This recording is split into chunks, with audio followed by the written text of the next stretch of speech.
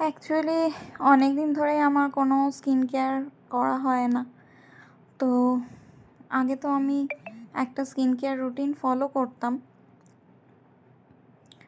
But এখন আর সেইভাবে skin care করা হচ্ছে না অনেক দিন ধরে। তো আজকে ভাবলাম ওই জন্য একটু স্কিন কেয়ার করে নিই। তো অনেক দিন হলো আমি দেখো এই জিনিসটা কিনেছি। এটা কিনেছি বলতে অ্যাকচুয়ালি আমি এটা পার্পল থেকে কিছু জিনিস অর্ডার করেছিলাম। তো এটা আমাকে ফ্রি গিফট হিসেবে, তো এটা আজকে আমি ভাবলাম যে এটা করে নিই। অনেক দিন হলো করা হচ্ছে না, স্কিন কেয়ার রুটিন ফলো করা হচ্ছে না, তো সেই জন্য।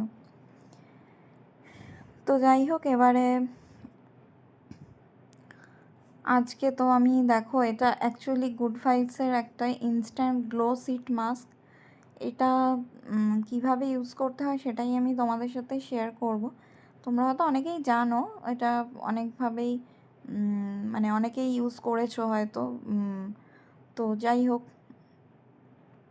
দেখো আমি এটা আজকে অ্যাকচুয়ালি ভাবলাম যে ছুটির দিন ছাড়া তো স্কিন কেয়ার রুটিন ফলো করা হয় না, বা বাইরে বেরোলে স্কিন কেয়ার রুটিন ফলো করেও সেরকম কোনো লাভ হয় না। আবার বাইরে বেরোলে তো স্কিনের ডালনেস বা ডাস্ট অ্যাবজর্ব করা যেটাই বলো চলে আসে।